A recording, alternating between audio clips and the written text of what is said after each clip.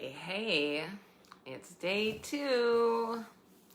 I'll give people a couple minutes to come in.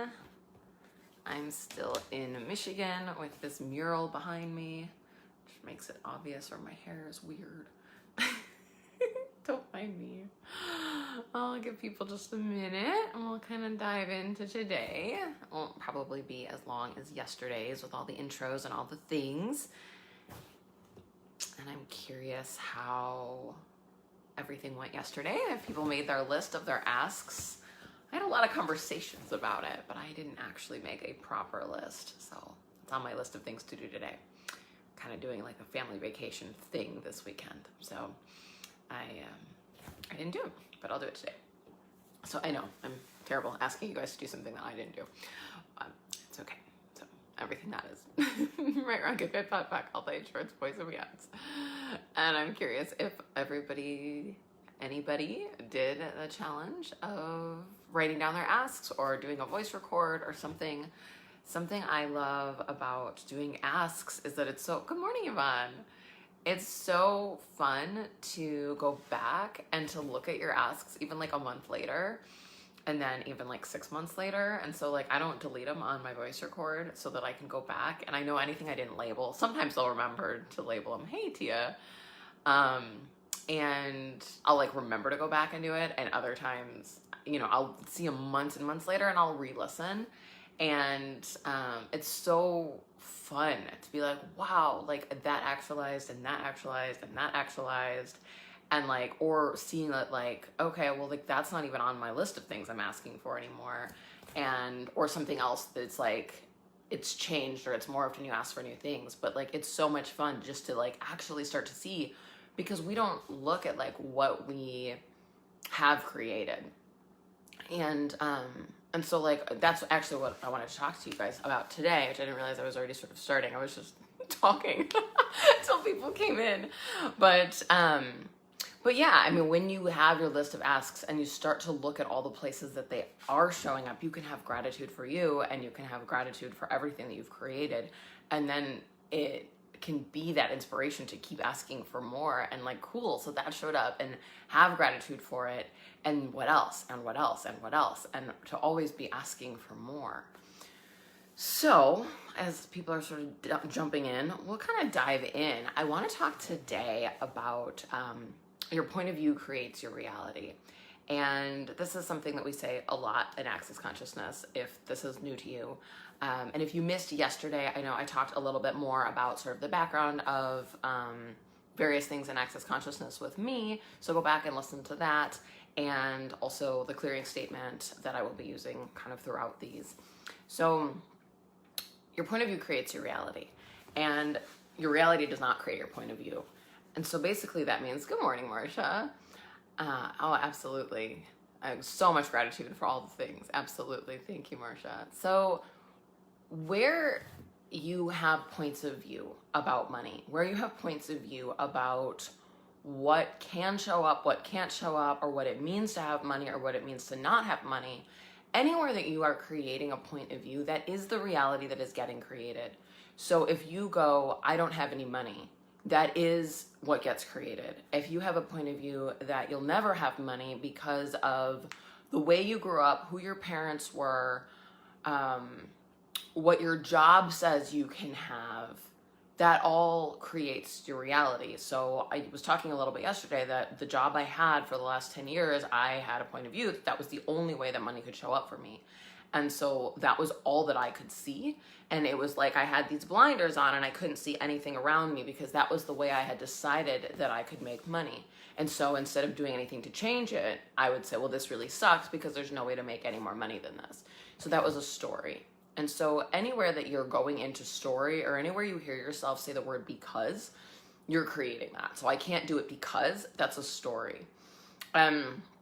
One of my favorite stories now, but in a different way, is there was a time that I was like kind of in the beginning of starting a business, in the beginning of starting an access business. And I was in a class with a facilitator and I said something about, well, I can't because, right, story, my husband, my kids, I have a family, I have this, I have I had all of these stories as to why I couldn't create, why I couldn't get to the classes, make the money, do the things, because I had a family, basically, was my point of view.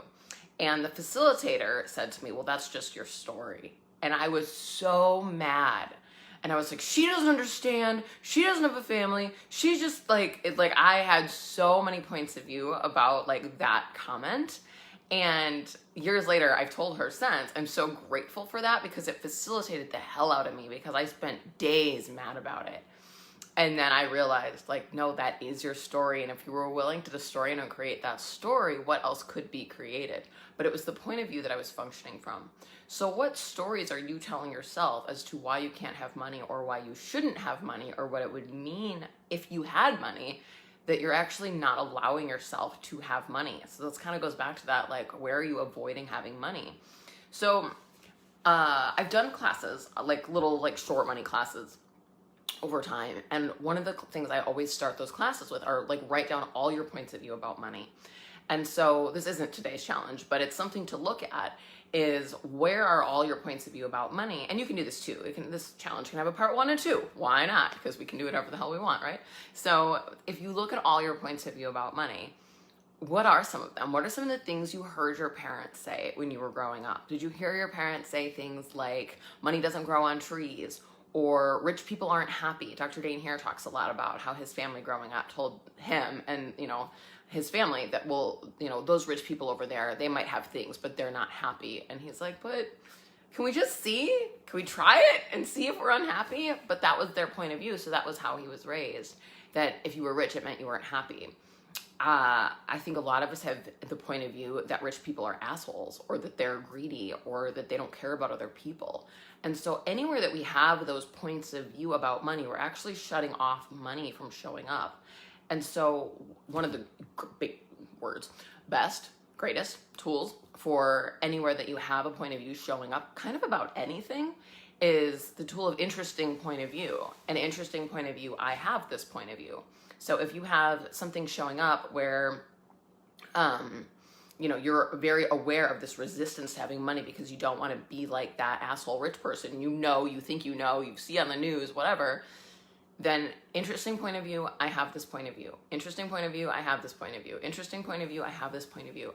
Until that starts to fall away, because it changes the energy. When you recognize that every point of view you have is just an interesting point of view, then it's not real and true anymore. But as long as you're like, no, that's the truth, that's what I know, that's what is, you're creating solidity around it and you're not allowing it to move in any direction. And anywhere you resist and react to anything, where somebody says something about money and you're like, that's not true, you're wrong, I'm right. Like, you're still going into this, like, resistance and reaction also keeps things, like, stuck, much like aligning and agreeing. So anytime you have a point of view about money, just go into immediately, start to catch it. Interesting point of view, I have this point of view.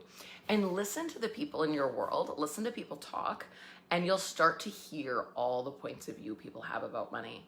I was having a conversation with somebody the other day, and he said something about, like, I've never had money, I don't need money, I'm fine, I don't need much more than like a 1-bedroom apartment, that's not required for my life. And I was like, oh my God, the points of view.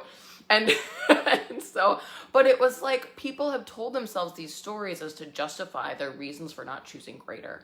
And I hear people do this all the time, and what they're doing is and you may have done this, I have done this many, many times, where you say something to like justify why you are choosing what you're choosing, instead of getting that there is a greater choice available, but that you would actually have to choose it, rather than being like, well, no, this is all I need, this is all I have, but this is all I need, I don't need anything else. And so it's like, what if you were willing to need so much more, hey Stephanie, than you've acknowledged? And what if need isn't the same as needy?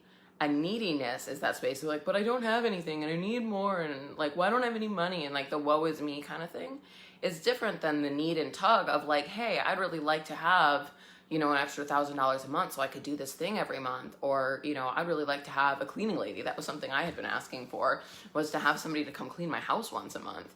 And so I was like, all right, what's it going to take to have that in my world? And that is the need and tug, which is different from like that needy energy. So it's like you need something, you recognize it, and you pull it into your world with that tug, with energy. Does that make sense? So start to look at like all the places that you are saying, what you're saying out loud, what you're saying in your head, and anywhere somebody else says something and you align and agree with it as though like, oh yeah, that's true. I guess I don't need that. Or I guess, you know, I am selfish if I'm asking for more. Or, you know, when people are like, why would you ask for more than you have? You already have a great life. You have so much. Like, aren't you satisfied yet? Like those kinds of things that people say to kind of like keep you small or push you down. Because they're like, ugh, like it's coming from that space of envy. And we were talking yesterday about the envy, judgment, and lust. And so acknowledge that. And in your head, just think interesting point of view. As soon as you hear it, you catch it, or anything that makes you go, ugh, like it like crunches your insides, you know, it like does this like this, the thing, the contraction is the word I'm looking for. Oh my goodness. So anywhere that you're like doing that and you hear somebody say something and it kind of like creates this like contraction, this tightness in your world, get that like, oh, they're imposing their point of view on me. Cool. Okay. Interesting point of view. And that's in your head. I always feel the need to tell people this because I've had people be like, well, that's an interesting point of view. And that really pisses people off. Don't do that. It will create conflict in your life where it's not necessary. But in your head, think interesting point of view and then say out loud whatever is required. Like, oh, okay, cool, interesting. Yeah, I hear you. Whatever like needs to actually come out of your mouth in order to like continue on. But just start to listen for them. And maybe some people can hear you have a conversation about like, oh, well, you know, have you ever thought about asking for something greater? But be aware that most people are not in a space or a place to hear that. So the other thing on that topic I really wanted to talk to you about today is having gratitude for your choices and gratitude for every little bit of money that comes into your life. So if you find $1 on the ground, be grateful. If you get a discount somewhere and you thought something was going to be, oh, I bought these beautiful crystal glasses yesterday. This is like such a fun example. They're in my car. I meant to bring them in, but I'll show them to you guys tomorrow or the next day, sometime during this challenge. We went to this antique shop yesterday and there was like the vendor there. It was like a huge antique thing. And, but there was like individual vendors and I bought these beautiful crystal glasses, some like day glasses and then like, wine glasses and, you know, antique, just gorgeous. And because I bought both of them, because she was present, I was able to like get a little bit of a deal. I don't know, I got maybe $20 off, but that's $20 off that I would have paid full price for. And so acknowledge that, acknowledge anywhere that like you're able to, you know, find money shows up, somebody pays for something for you that you weren't expecting. All of those places that money is showing up in your life, have gratitude for it, because when you are grateful for something, it invites more of that to show up. Where anytime like it's a, you know, a little bit of money shows up and you're like, well, that's a little bit of money, but you know, where's the rest of it? That's not going to cover anything, or that's not going to be enough, or it's uninviting money into your life. So any little time you have money show up, be grateful for it. So I actually wanted to read you a little bit out of Getting Out of Debt Joyfully, because apparently that's the book I'm using for this challenge, which I didn't totally know when I planned the challenge, but that's what's happening. So Simone says, when you receive money, what is your instantaneous point of view?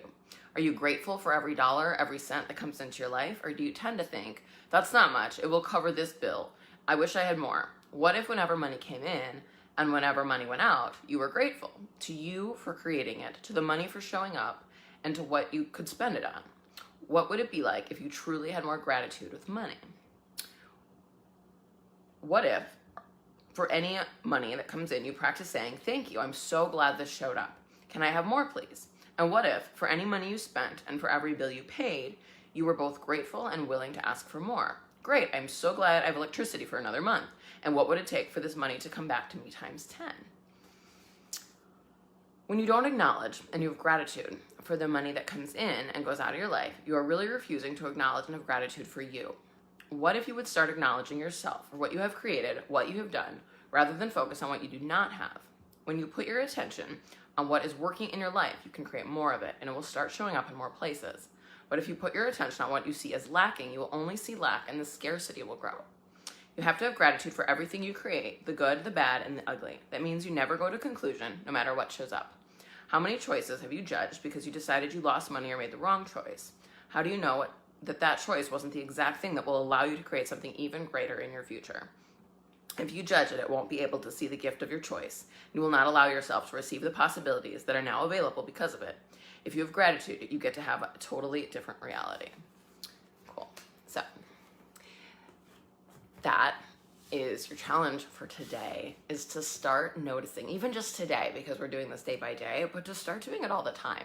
For everywhere that money is showing up in your life, for every little bit that shows up, and for every choice that you're making. And any choice that you've made, kind of like Simone was just saying in the book, that you've decided is like a wrong choice, then ask like, what else is possible here, and what's right about this I'm not getting, and still have gratitude for your choices, even if in the moment it doesn't make any sense. I was talking to somebody last night, I got a phone call, and we had a brief conversation about where like money is not showing up in his life, or like he was like had this option to like move somewhere else across the country because like where he was currently living wasn't working and blah blah blah. It's story, right? But what was great about it is we were able to get to this like, well, what if this is the greatest gift? What if, you know, getting out of this like current living situation that isn't working, that right now feels like a money suck and like all the things, like what if that is actually a gift to create something greater of, hey, what if you had the opportunity to move across the country and do something else for a while? Or, you know, anytime that like people lose their jobs and they're like, oh, this is horrible, this is awful, I don't have any money now. And what if it is like the greatest gift? And what's right about this you're not getting? Because what if that is the thing, hey, Chris, that could show up, that could be like another door opening that you haven't acknowledged. But as soon as you go into this is awful, this is terrible, everything's wrong, everything's bad, you shut down the energy. So what if you actually asked like, what's right about this I'm not getting, and had gratitude for every single thing that was showing up in your life? And so today's, you know, more narrowed in specific challenge is, you know, starting to have gratitude for everything, that every little bit of money that has shown up. Like look over the past week. Look over today, everything that shows up today, maybe tomorrow too, up until the next live, whenever you want to do that. But start really looking at every single place that money is showing up. And if it helps you to write it down and make a list, do that. And if not, that's fine too, but just start acknowledging it. And every time it comes up, say, oh, thank you. And what would it take to have more of this? Rather than going into any other spaces of judgment, conclusion, contraction, of anywhere that maybe you used to go into, of like, oh, that's great, it's $5, and what am I, you know, it's not enough, it's never enough, you know, it's only going to cover this much of this bill. But instead to be like, oh, so cool, I'm so grateful, what is it going to take for even more of this to show up? So I think I'll leave you there with that for today. I'm excited to hear what that all creates. If you haven't done your asks yet from yesterday, please do it. It will create something for you, and you start to look at something different. So I was like, all right, I'm leaving you. And then final thought is, my husband and I were talking yesterday. We've been looking at buying a vacation home, and it looks like the financing may or may not totally work out. Hey, Christine.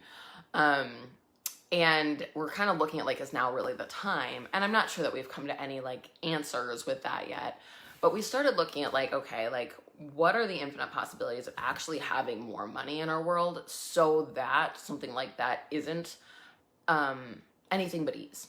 And so like we went to bed, whatever. My husband gets up hours before I do. He's like naturally is a person who gets up really early in the morning. And he woke up this morning with all these, like, today's his birthday too, which is fun, but with all these ideas on like other things he could do to make money, because he has had the point of view that the only way he can make money is from his job. And so it was so fun, and I don't know what he'll choose, but it was fun hearing that he was like looking at like, what if I did voiceovers? What if I did, you know, helped with people's financial planning? What if I did this, like created meditations on YouTube? Like he had all these ideas this morning, and I was like, this is the energy of generation, because he was actually starting to look at like, okay, well, if this isn't working and the amount of money that he's pulling in from this one thing isn't enough, not enough from like a lack thing, but like from like, hey, I'd like to have so much more, then what else could be possible? And it was so fun to hear the generation and creation energy in his world. So what else could you ask for that you haven't even been willing to look at? And so look at your asks if you haven't. And if you have, cool, let us know. Just how's it going? Like what came up for you? Where did you have to pot and pock yourself? I would just love to hear how that's going. And today, just start to look at all the places and spaces that money is showing up and have gratitude for the dime you find on the ground, truly, for anything that's showing up in your life.